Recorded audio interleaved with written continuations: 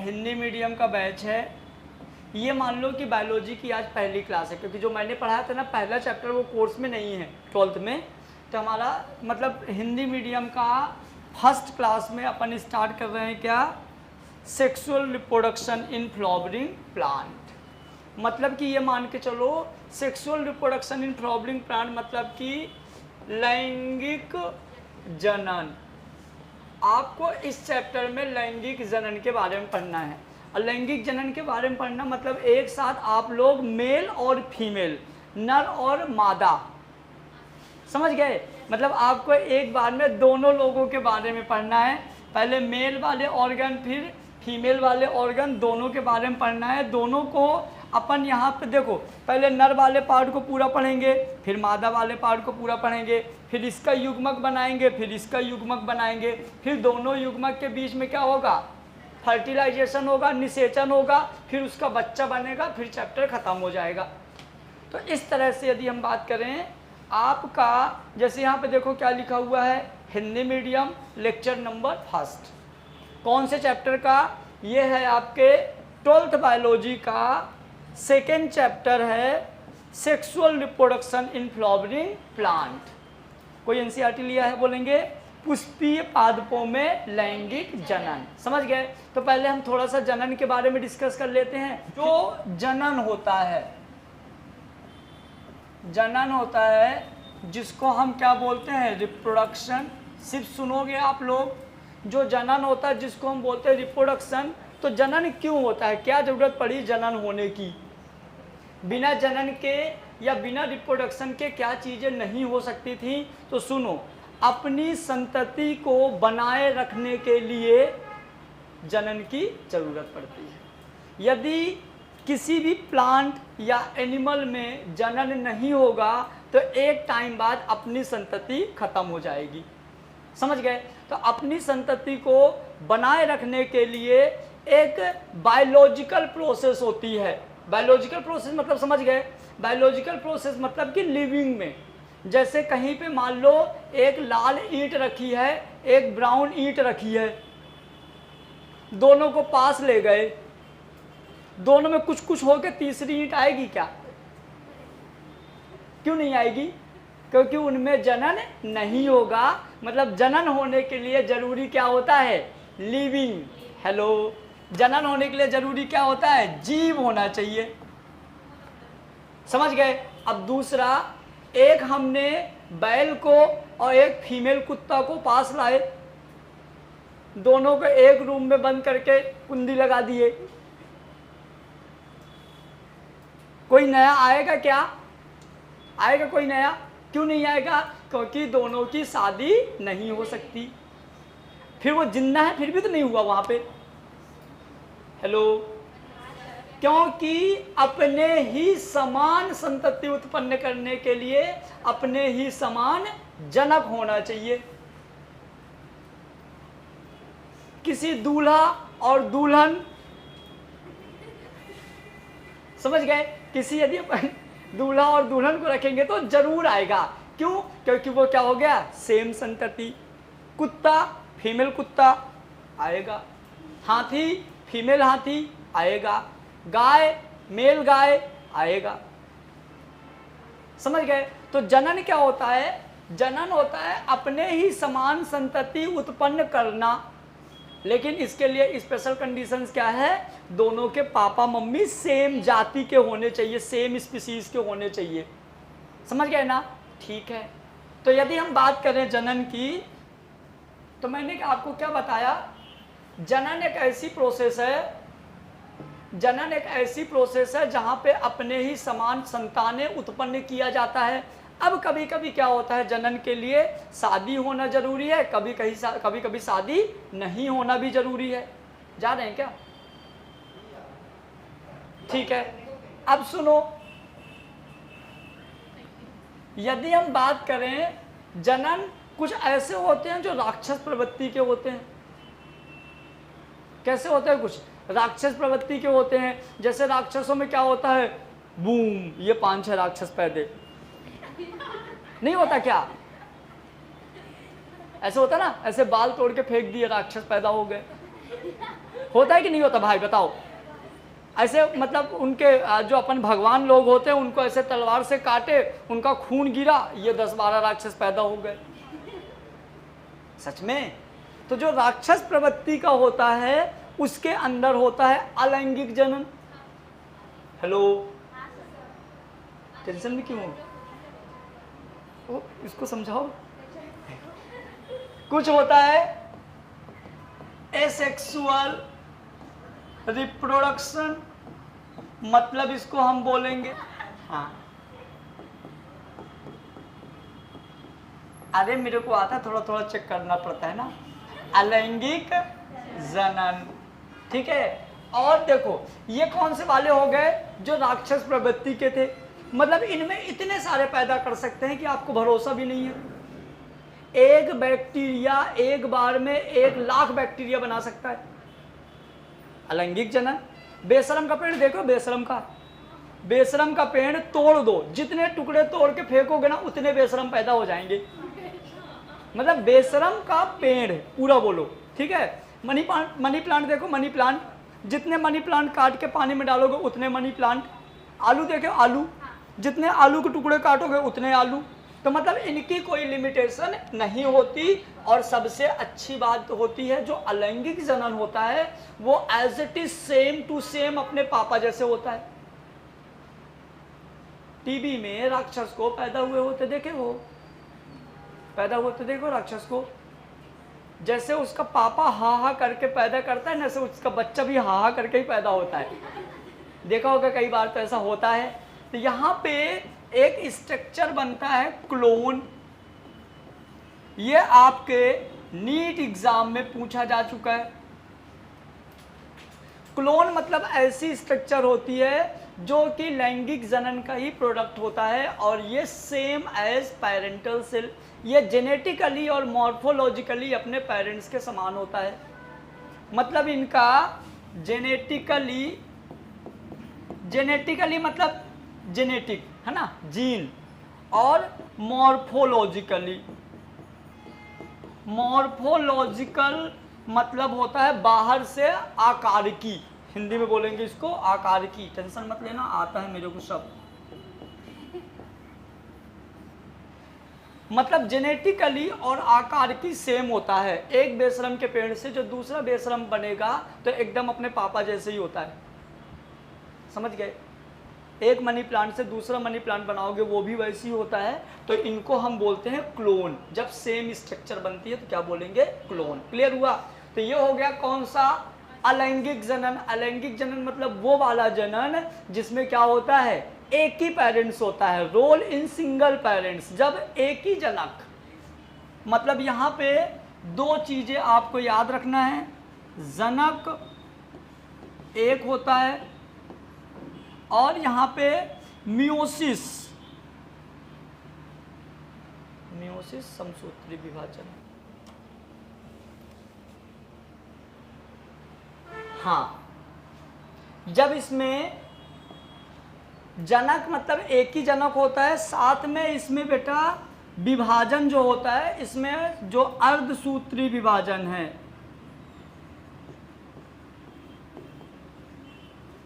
अर्धसूत्री विभाजन ना हो, नहीं हो, तो आप लैंगिक जनन की परिभाषा क्या दे सकते हो कि लैंगिक जनन क्या होता है? जिसमें एक ही जनक बिना अर्धसूत्री विभाजन के संतान उत्पन्न करता है, उसको हम बोलते हैं लैंगिक जनन। मैं अलैंगिक जनन मैं बोल रहा हूँ, आप लोग लिख लेना, जब नोट करना तो लिख लेना। ऐसा जनन जिसमें एक ही जनक बिना अर्धसूत्री विभाजन के संतान उत्पन्न करता है, इस क्रिया को हम बोलते हैं अलैंगिक जनन। लिख लोगे? वीडियो रोक के वहीं सुन के लिख लेना। क्लियर? अब हम बात करेंगे बेटा लैंगिक जनन की। अब हम बात करेंगे सेक्सुअल रिप्रोडक्शन। सेक्सुअल रिप्रोडक्शन में हम बात करेंगे, इसको हम बोलेंगे क्या? लैंगिक जनन। लैंगिक जनन क्या होता है? जिसमें दो लोगों का रोल होता है, मेल और फीमेल, बट सेम स्पीसीज, समान। यदि आप अलग अलग कर दोगे तो गड़बड़ हो जाएगा, सेम होना चाहिए। तो लैंगिक जनन क्या होगा? जब दूल्हा और दुल्हन मतलब दो जनक अर्धसूत्री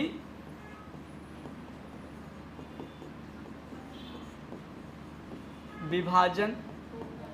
तो इसकी परिभाषा भी लिख लेना।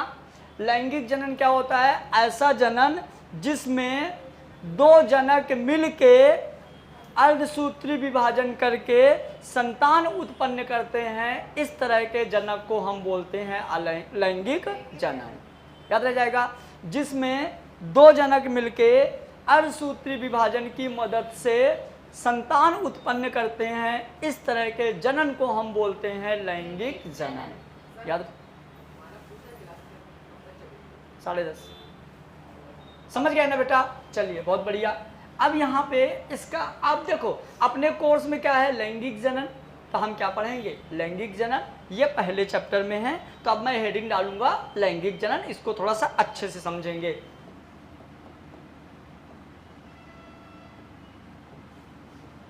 लैंगिक जनन मतलब सेक्सुअल रिप्रोडक्शन। लैंगिक जनन मतलब सेक्सुअल रिप्रोडक्शन। अब सेक्सुअल रिप्रोडक्शन की जो प्रोसेस होती है ये दो में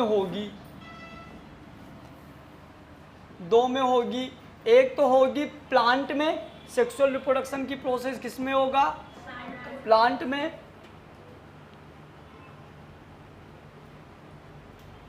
साथ में सेक्सुअल रिप्रोडक्शन की प्रोसेस किस में होगा? एनिमल में। प्लांट को हम क्या बोल सकते हैं? पादप। क्या बोल सकते हैं? पादप। और एनिमल में क्या बोल सकते हैं? जंतु। तो सेक्सुअल रिप्रोडक्शन की प्रोसेस जब पादप में होगी तो हम इसको क्या बोलेंगे? Reproduction in plant.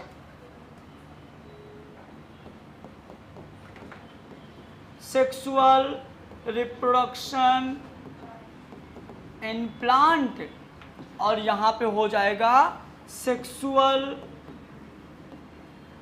Reproduction in animal. इतनी इंग्लिश आप लोग लिखोगे, मैंने बोला था इतना तो लिखना पड़ेगा, समझ गए? तो यहाँ पे होगा पादप में जनन और यहाँ होगा जंतु में। अब सुनो, अब यहाँ पे कौन सी की बात हो रही है? यहाँ बात हो रही है लैंगिक जनन की। किसकी बात हो रही है?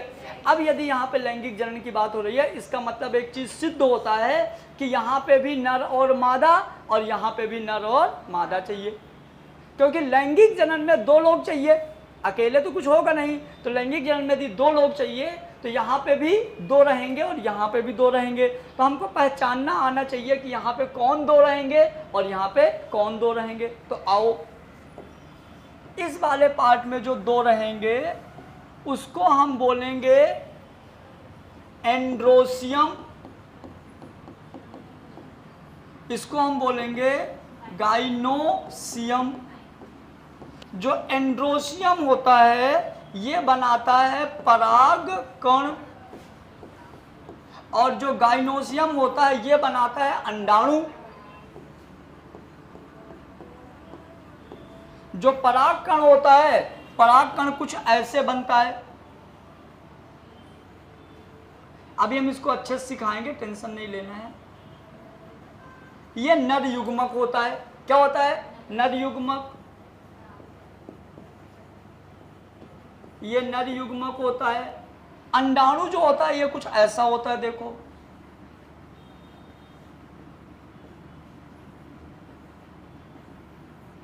ये होता है मादा युग्मक। ओव्यूल है ना, यहाँ पे पोलर न्यूक्लियर, ये सब ये हो गया मादा युग्मक। अब देखो, यदि हम बात करें प्लांट, तो प्लांट का ये वाला जो पार्ट है ये दूल्हा है और ये वाला पार्ट दुल्हन है। अपन लोगों में बारात लेके कौन किसके घर जाता है? लड़का लड़की के यहाँ या लड़की लड़के के यहाँ? लड़का लड़की के यहाँ। सेम प्लांट में भी होते हैं, वो भी समझदार होते हैं।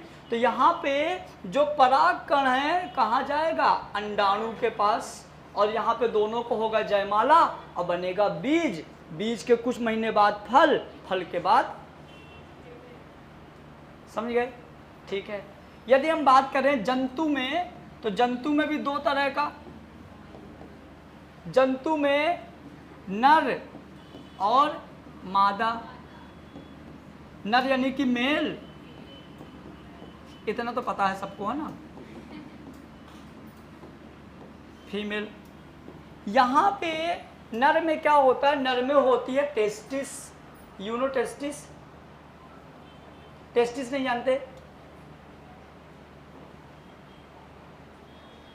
टेस्टिस को हिंदी में क्या बोलते हैं,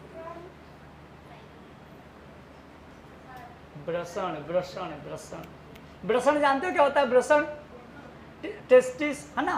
तो यहाँ पे क्या होता है, यहाँ होता है ब्रषण, जिसको अभी समझा दूंगा, सब आ जाएगा, टेंशन नहीं है, टेस्टिस, और यहाँ पे होता है ओवरी, यहाँ क्या होती है, ओवरी, ओवरी क्या बोलते हैं, अंडाशय, हाँ, एक बार पढ़ा लूंगा याद हो जाएगा। चलो, तो यहाँ पे मेल में होती है टेस्टिस, अब फीमेल में होती है मतलब ओवरी, अंडाशय, क्लियर। अब टेस्टिस में बनता है दूल्हा, जिसको हम बोलते हैं शुक्राणु, क्या बोलते हैं, शुक्राणु या स्पर्म, और यहाँ बनता है क्या, एग, है ना, यहाँ बनता है अंडा, या इसी को बोलेंगे एग। तो यदि हम बात करें जंतु में, सारे जंतु में, मैं एग्जांपल ले रहा हूं ह्यूमन का, सारे जंतु में जो शुक्राणु होता है ये होता है दुल्हन, सॉरी दूल्हा, और ये होती है दुल्हन, दोनों के बीच में जब मैरिज होती है तो नया बेबी बनता है, क्लियर। और उन सब, यदि हम इंसान की बात करें तो लगभग 9 मंथ के समथिंग टाइम लगता है, 9 मंथ 7 डेज एक्यूरेट टाइम लगता है, क्लियर हुआ। तो ये क्या हो गया भैया, ये हो गया लैंगिक जनन। लैंगिक जनन में चाहे आप पादप की बात करो या चाहे आप जंतु की बात करो, यहाँ भी नर और मादा, यहाँ भी नर और मादा, और नर और मादा दोनों हमारे पेरेंट्स होते हैं। हम लोग कैसे आए, पेरेंट्स के थ्रू, मम्मी पापा के थ्रू, और दोनों लोग जिंदा थे। तो ये जो प्रोसेस होती है बायोलॉजिकल प्रोसेस होती है, जीव विज्ञानिक प्रक्रिया, ये दोनों कौन सी है, बायोलॉजिकल प्रोसेस, समझ गए। तो बायोलॉजी, अब देखो लैंगिक जनन हमको ऐसा लगता है बहुत अच्छे समझ में आ गया। क्या होता है लैंगिक जनन, जब दो जनक मिलके एक नई संतान उत्पन्न करते हैं, इस क्रिया को हम बोलते हैं लैंगिक जनन। अब लैंगिक जनन आपके 2nd चैप्टर पे हमको प्लांट की पढ़ना है, और थर्ड चैप्टर पे ह्यूमंस की पढ़ना है, एनिमल का, समझ गए। ये 2nd चैप्टर, ये 3rd चैप्टर। अब आ जाओ 2nd चैप्टर।